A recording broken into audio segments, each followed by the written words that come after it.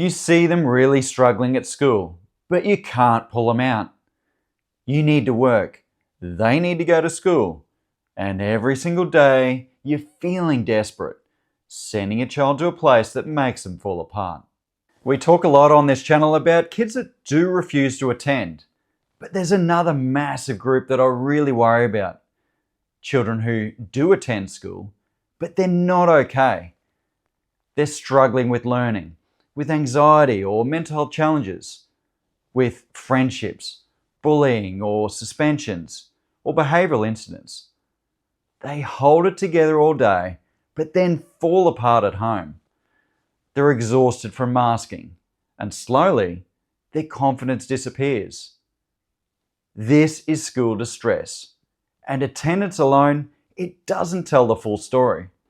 I'm Brendan, and I'm on a mission to help as many parents as possible in this situation.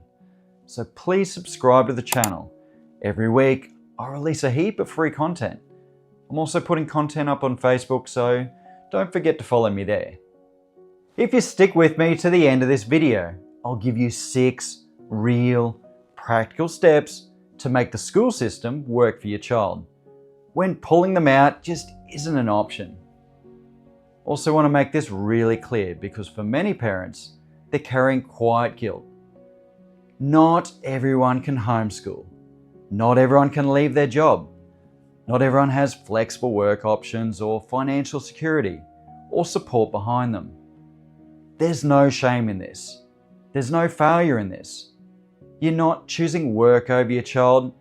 You're doing what your family needs to survive. What parents need in this space isn't judgment or pressure to just change everything. They need understanding. They need practical guidance.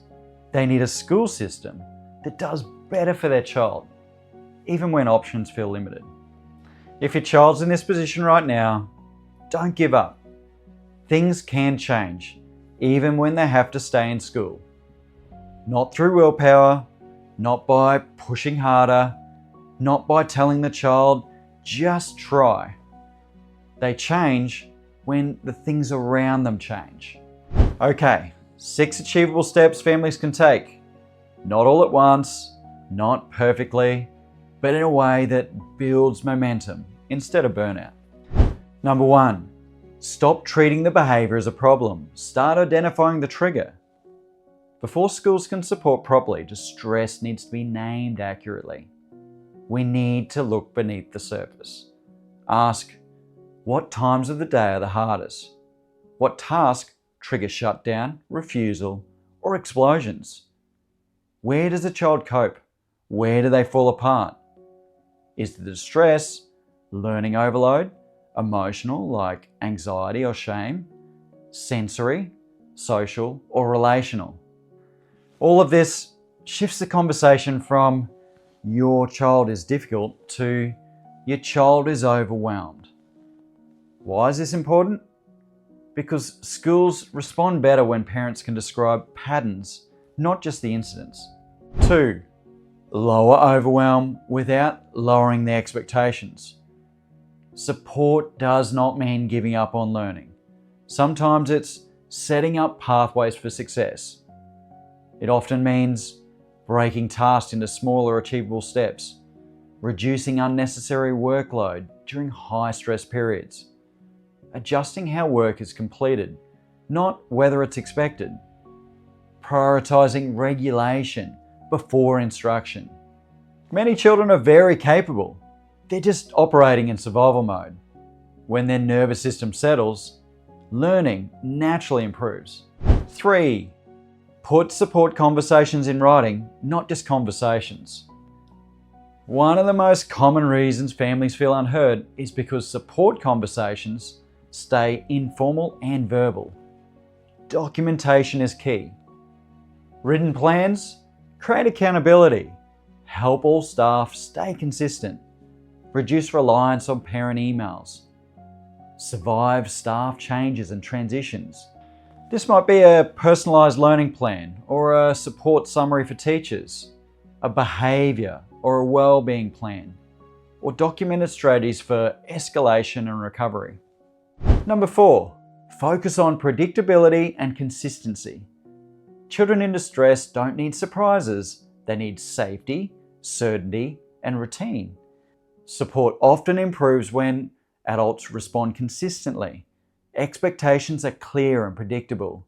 Transitions are supported and planned. Number 5, address the social and emotional load, not just the academics. Many children aren't struggling because of the work, they're struggling because of everything around it. This includes social rejection or bullying, repeated discipline, fear of getting it wrong, or feeling different or misunderstood. Support may involve safe spaces, access to trusted adults, modified break times, structured social support, and teaching coping and communication skills. 6, advocate with clarity, not emotion. Parents are often told they're too emotional, especially when they're exhausted and they've just had enough. Strong advocacy looks like calm, factual language, documented concerns and evidence, clear, actionable requests, a focus on impact, not blame. Changes in teachers can have a massive impact on some young people. It's unavoidable that teachers are sick or need to take leave, but coming up with plans for when they're away is vital for many neurodiverse kids. If this helped, hit the like and please subscribe to the channel. Also, follow the Guided Path Facebook page where I'll be posting a bunch of other free content. And remember, you don't have to walk this path alone.